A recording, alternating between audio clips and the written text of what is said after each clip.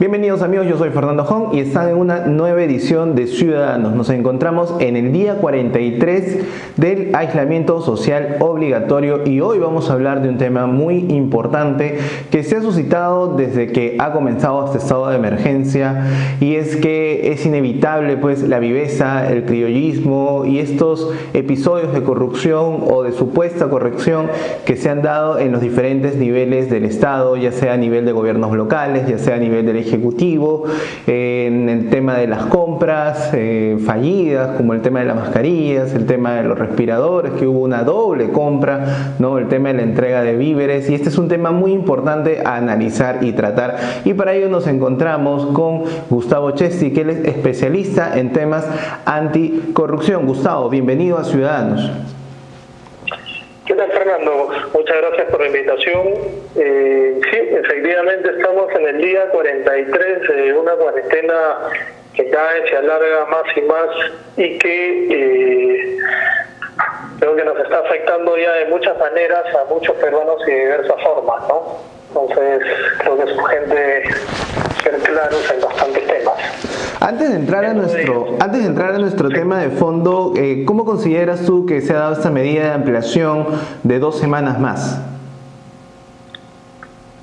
A ver, en términos generales me parece correcto, porque evidentemente la estrategia que se está aplicando, digamos, de tratar de contener el tema del coronavirus a través de una cuarentena es usada desde hace tiempo por varios países, ¿no? Incluso desde inicios del siglo XX se usó, digamos, con la gripe española, pero el tema de fondo es que eso no basta, digamos, la cuarentena no es únicamente una solución, o sea, no es que porque apliquemos la cuarentena se resuelve el problema del coronavirus, hay todo un tema de estrategias y de medidas que se toman conjuntamente, ¿no? Que yo considero que el tema de la cuarentena era una, pero hay otras medidas que el gobierno debería haber tomado con otra magnitud y en otro momento que no se tomaron, ¿no? Por ejemplo, el tema de las muestras, que a mí me parece fundamental, ¿no? O sea, yo creo que si el día de hoy estamos con ese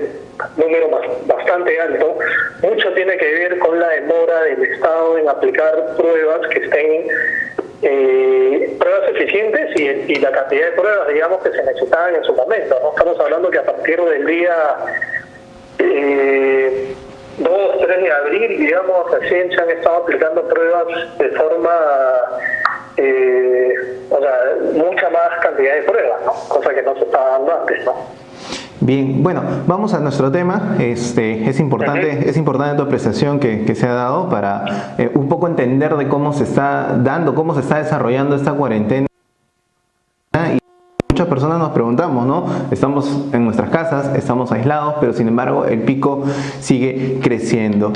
Hay un primer punto que me gustaría tocar: los gobiernos locales. ¿Hizo bien el Ejecutivo en confiar en la capacidad, en el criterio, en la decisión de los gobiernos locales para atender realmente a las personas vulnerables? Hemos visto que hay muchos casos en los que aún ni siquiera se entregan las canastas por parte de los fondos que destinó. Personas se han quejado de que hay personas que no han debido recibir, personas que debían recibir y no han recibido, el tema de que las canastas no contaban con los alimentos no perecibles correspondientes, la Contraloría alertó en muchos casos que no tenían el pesaje ideal, había menos arroz, menos azúcar, pero sobre todo que estas canastas eran sobrevaloradas. Por ejemplo, desde Ciudadanos hemos hecho la comprobación: una canasta por el mismo valor que han estado entregando a las municipalidades de entre 80, 100, 105, 120 soles, te costaba 50 soles en el supermercado, no por hacerle cherry, un supermercado local, Totus, por decir así, pero sin embargo vemos estos precios súper inflados y con todas estas antecedentes, estas características que se estoy dando. ¿Hizo bien el Ejecutivo en confiar en los gobiernos locales y sin la supervisión adecuada? A ver, tenemos ahora, digamos, en primer lugar tenemos un Estado que que ha adelgazado, digamos, en sus funciones, ¿no? Es un Estado gigante que considero yo ineficiente en muchos temas, ¿no? Es un Estado elefantiásico que el día de hoy, digamos, ha tenido que actuar de forma rápida ante la emergencia, ¿no? Y por así decir, ha dejado de lado muchas cosas, ¿no? que eran probablemente no esenciales, ¿no? Muchas funciones. Entonces, pero dada la urgencia, han tenido que transferir funciones y han tenido que transferir acciones a los gobiernos locales. Queda clarísimo, y esto no es, digamos, un descubrimiento ni nada, que los gobiernos locales muchas veces fallan en la eficiencia para actuar. Tanto los gobiernos regionales como los municipales ha quedado manifestado hace ya bastante tiempo que creo que amerita, digamos, una reforma de fondo, que no son eficientes con el gasto y no son eficientes en tomar medidas con respecto a emergencias, ¿no? Tenemos que esto es un caso muy concreto y muy especial, que es el tema del coronavirus, pero tenemos que hay gobiernos regionales y alcaldías que, por ejemplo, sufren constantemente de, por ejemplo, temas de niños, huaico, etcétera, y no toman medidas porque hay muchos elementos que creo que hasta ahora no se entienden. Uno es la capacidad que tienen para administrar, para tomar decisiones, y creo que es clarísimo que acá el gobierno, dentro de una reforma que se debe hacer, es que tiene que entender que los gobiernos locales no tienen una capacidad de gestión y criterio de gasto adecuado, ¿no? Entonces, debería haber una entidad en última instancia que direccione, asesore qué se debe hacer con la plata o cómo se debe distribuir. En el tema concreto de lo que ha ocurrido con el tema de las canastas, estoy totalmente de acuerdo. También, digamos, en el grupo de Nuevas Generaciones de Somos Perú, estuvimos viendo un poco el tema de cuánto costaban las canastas, cómo se están entregando y a quién se están entregando, y hemos encontrado también bastantes incongruencias con respecto a los precios, con respecto a quienes entregan y con respecto a quienes compran, ¿no? Entonces, se declara que se están comprando, por así decir, 5 kilos de arroz, 2 litros de aceite, etcétera, y al final al beneficiario último le está llegando menos cantidad, como tú dices. Los costos evidentemente están súper inflados, cuando normalmente cuando compras por mayorista te sale a menos, ¿no?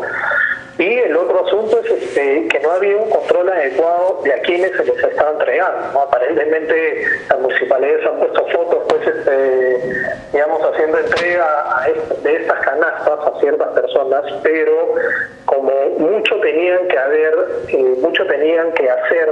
ciertos dirigentes vecinales, creo que se ha prestado bastante al descontrol, ¿no? Hay muchas canastas que no han sido entregadas y hay muchas canastas que no han llegado a sus beneficiarios finales como deberían de haber llegado. Si estos son actos de corrupción o no, yo creo que lindan muchísimo con ese tema. La Contraloría, lo cual me parece urgente, que tiene que actuar, ha hecho una plataforma sobre transparencia en el marco de la emergencia sanitaria COVID-19. Ahí ingresan, es como un aplicativo que ha hecho la Contraloría, que las municipalidades están obligadas a cargar lo que costaron las canastas y a quién le han entregado dichas canastas. ¿No? Hay incluso un formato que se debe llenar, etcétera, ¿no? Con los documentos de identidad de las personas. Yo creo que el rol de la Contraloría en estos momentos está siendo fundamental. Digamos, el tema de corrupción es muy amplio, ¿no? Digamos, tratar de hablarlo siendo un mal tan complejo es bastante nos queda bastante corto el tiempo, ¿no? Pero yo creo que el tema de gobiernos locales debería haber sido dirigido por el gobierno central y darles los lineamientos en última instancia de cómo deberían de actuar, cómo debería ser una canasta básica, ¿no? Cuánto debería costar la canasta básica, sobre qué proveedores comprarles, ¿no? Prácticamente darles el trabajo ya hecho y en última instancia que ellos, las municipalidades, sean los encargados de repartir, ya no de definir ni de comprar. Claro, porque hemos visto que en algunas instituciones o gobiernos locales han comprado, bueno, vemos proveedores que no necesariamente se dedican al rubro de alimentos, algunos se dedican al rubro de motos, al rubro de llantas, al rubro de otro rubro que no tiene que ver con el tema de alimentos, y eso da mucho que pensar en el que se ha favorecido a gente en medio de una desgracia, en medio de una situación terrible que estamos afrontando los peruanos. Y por eso vamos al otro lado de la moneda, porque estamos en los gobiernos locales, pero nos vamos hablando de gobierno central, y es que en este tema de las compras de los respiradores que se habían dado en un primer momento para Tacna, pero que se duplicaron estas compras para darse a otro hospital, que es el hospital de Aten, ¿no? No ha habido un control, no ha habido una fiscalización adecuada ahí. De igual manera con este tema de las mascarillas, ese 1 millón de mascarillas que supuestamente el Ministerio de Salud iba a adquirir y que decidió comprarle a un proveedor que vendía con un sobrecosto a 18 soles sobre otro que lo vendía a 16 soles. La argumentación es que este proveedor lo iba a entregar el 8 de abril, pero por la alerta de la Contraloría, quien cuestionó esta compra, ese proveedor dijo: ¿saben qué? Ya no entrego nada más, no quiero problemas. Nos preguntamos todos los que estamos viendo este programa en directo si no hay nada malo que esconder, si realmente estas compras reunían las características y si se iba a entregar en la fecha indicada, ¿por qué darse atrás? ¿No? Eso también da mucho que pensar. Sí, correcto. A ver, nuevamente caemos, digamos, por ejemplo, en el caso que me comentas de lo que ocurrió entre Tacna y las compras de los respiradores y el hospital de Ate, ¿no? Caemos nuevamente en este tema de lucha, digamos, entre gobierno central y gobiernos regionales, ¿no? Yo soy un creyente, digamos, de la descentralización, pero hay que ser claros en el tema de que los gobiernos locales han sido muy ineficientes a la hora de establecer ciertas compras, ¿no? En este caso la culpa ha sido del gobierno central, pero yo creo que mucho ayudaría, digamos, a centralizar una serie de procesos. Acá vamos a un tema de fondo que es el siguiente.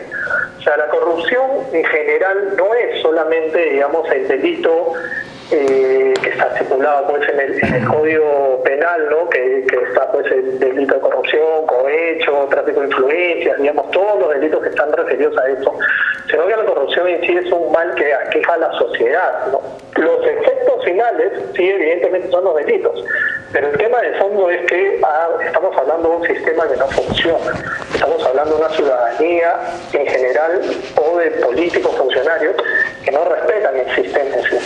Lo que ha ocurrido con estas compras nos hablan evidentemente de un aprovechamiento, por un lado, de los proveedores y por otro lado de los funcionarios que, lejos, si tuvieron la intención o no de cometer un acto delictivo, habla de forma clara que hay un atentado, digamos, en sí contra cómo deben de manejarse las cosas, ¿no? Entonces, el tema de fondo es ese. El tema de fondo es que la corrupción no es únicamente un delito, sino la misma palabra, lo que significa corrupción, es, digamos, romper algo o destruir algo, ¿no? Podrir algo. Entonces, el sistema se ha ido podriendo durante años, ¿no? Y el día de hoy sufrimos eso. La corrupción no es únicamente estos funcionarios a los que les dieron plata, sino evidentemente es un mal que nos aqueja a todos, de muchas formas. Y ahorita ha quedado manifestado, por ejemplo, con el sistema de salud que tenemos sumamente precario, que lo venimos arrastrando desde hace años, pero ahí está. El hecho de que el día de hoy, por ejemplo, muchas personas no se les puede atender, no hayan respiradores o no hayan camas UCI, es fruto y consecuencia de la corrupción. Así de simple, ¿no? De las malas decisiones que toma el Estado, etcétera, muchas cosas. Pero no podemos, digamos, cerrar los ojos y tapar y decir, bueno, la corrupción a mí no me afecta, cuando realmente te afecta de primera mano. Y ahorita nos está afectando a más de 30 millones de peruanos. Correcto. Y nos va a seguir afectando, porque lo que se va en corrupción anual, ¿no? Por ejemplo, en concreto el año pasado, ha sido aproximadamente 16.000 millones de soles. ¿Cuál era el presupuesto que tenía salud? ¿No? ¿Cuál era parte del presupuesto que tenía salud? Era 15.000 millones de soles. Es decir, en corrupción se va más que lo que se invierte en salud. Entonces, evidentemente, no podemos decir que las cosas van a funcionar si tenemos ese hueco tan grande, ¿no?, en que se va dinero, que podríamos tener una mejor salud, una mejor educación, una mejor seguridad, ¿no?, que son, creo que, los elementos más fundamentales que deben de haber, ¿no? Gustavo, déjame preguntarte, ¿y cuál es el escenario que nos espera post-cuarentena en temas de control, de fiscalización? Sabemos que se están dando esas situaciones, pero una vez que se levante la cuarentena, la gente va a pedir explicaciones. Mira, a ver, acá hay un tema que es fundamental, que es el manejo de la información. O sea, lo que ha ocurrido con por ejemplo, lo que ha ocurrido con el ministro Morán, ¿no? ¿Qué es lo que ha ocurrido? ¿No? Por fuentes oficiales nadie sabe. Y ese es el primer elemento que va en contra, digamos, de lo que se espera de un Estado transparente, ¿no? Tú quieres que tu Estado sea transparente. Lo contrario a corrupción es la transparencia, ¿no? Es así de simple, ¿no? La corrupción vive oculta, vive en la mentira, vive en el engaño, ¿no? Lo contrario es justamente ser transparente. Entonces, cuando dicen que el ministro Morán ha salido, ¿no?, porque es una de las versiones. De la noche a la mañana se fue. Sí, ¿no? No, perdón, disculpa, ni siquiera de la noche a la mañana, de la tarde a la noche se fue. Sí, claro, porque estuvo con el presidente dando la conferencia, ¿no? Entonces tú dices, ¿qué pasó acá? Entonces, claro, tenemos pues que han habido 11 policías muertos, 1.300 policías contagiados, hay una serie de problemas que ya se están arrastrando desde el año pasado, de denuncias. El famoso rancho de 82 soles. Así es, ¿no? Entonces, las compras de la mascarilla, de los utensilios que iban a haber para los policías, o sea, hay muchos temas que han quedado, digamos, ahí, y que se dice que probablemente sea por eso. Puede ser que sea por eso, pero el tema de fondo es que esto se ha convertido en el Estado, digamos, en general, por ejemplo, con la salida de ministros. Los ministros han tenido más bien una función de ser fusibles, ¿no? O sea, cuando se da una situación compleja, ¿no?, en la que puede repercutir en el gobierno en sí, falta el fusible, ¿no? Se quema el fusible. ¿Quién es el fusible? Termina siendo el ministro. Entonces, cuando han habido ciertos problemas, inmediatamente queman al ministro y el gobierno o el presidente queda impoluto. Lo cual a mí me parece una forma, sinceramente, bastante mala, por no decir otra palabra, ¿no?, que el presidente sea así con su gente, ¿no? O sea, claro, porque hay un responsable político que es el que lidera el equipo, que es el ministro, pero hay alguien que comete la acción, ¿no? Entonces, esa acción, esa persona prácticamente y muchísimas veces es la que queda libre de toda culpa. ¿No? Claro. No. Y digamos, parte también de la responsabilidad política siempre va a ser del presidente, ¿no? Entonces, ¿por qué? Porque en última instancia él es el que nombra al ministro, ¿no? Entonces, me parece mal, digamos, que cuando han habido problemas se han cortado cabezas así de fácil y no se han dado explicaciones. No se han dado explicaciones con la salida de la ministra de Salud, no se han dado explicaciones con la salida de anteriores ministros, ¿no?, en Berwer, con los otros ministros, el ministro de Transportes, etcétera. Entonces, y el día de hoy no ha habido una respuesta con el tema del ministro Morán, pero sí muchas especulaciones, y eso hace mucho daño, ¿no? Es un gobierno, digamos, que no es claro en muchos temas y deja ahí a la imaginación en vez de salir y aclarar las cosas. Entonces, ¿qué va a pasar el día de mañana? Tenemos que, no sabemos a ciencia cierta qué es lo que ocurre.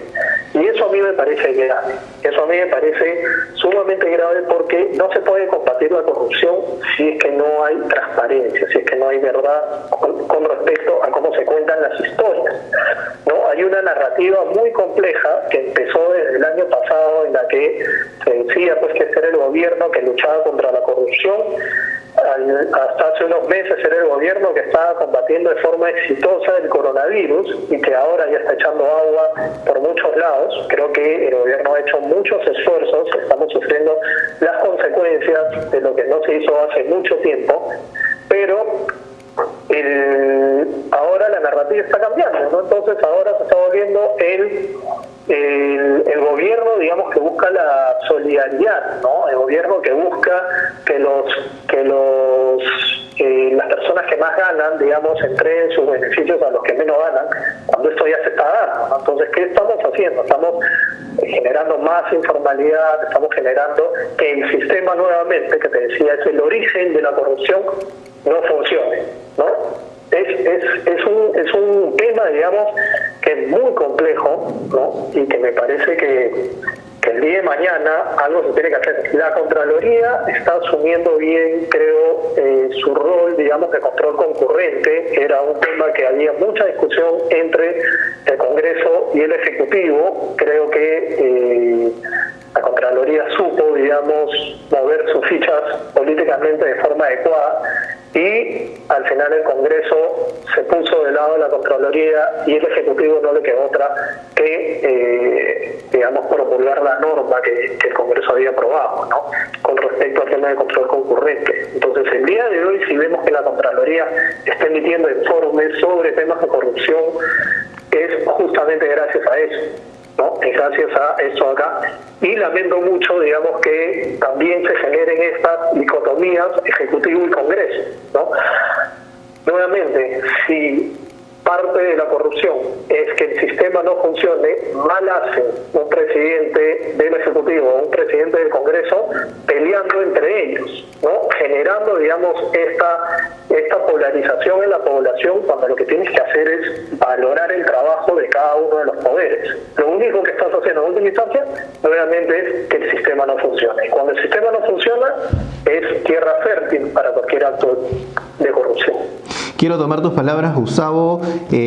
Lo opuesto a corrupción es ser transparente, y eso es lo que le está faltando a este gobierno actualmente: ser transparente en salud, ser transparente a nivel social, ser transparente a nivel de comunicación. Ya los medios lo están exigiendo. Esperemos que así, como ha salido el ministro Morán, que prácticamente salió en las mismas situaciones que la ministra Inostroza, no termine estando de asesor en otro lado y que se le esté dando un premio como se le dio a la ex ministra de Salud, Inostroza. Gustavo, muchas gracias por estar acá en Ciudadanos con nosotros, y esperamos contar contigo en una próxima oportunidad para seguir hablando de este y otros temas. Y aprovecho para invitar a todas las personas que nos ven de que puedan visualizar y escuchar tu columna, la última que has publicado a través de Jucu, que es muy interesante, ¿no?, de las personas que vamos cambiando y el Estado para cuándo tiene que adecuarse a las nuevas tecnologías. Muchas gracias, Gustavo, un abrazo por estar acá con nosotros en esta edición.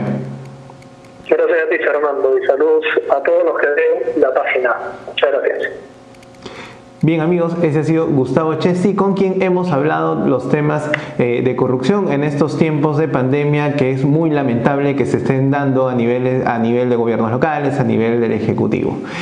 Nos vamos a una pausa y regresamos en la edición central de Ciudadanos en un par de horas. Chau.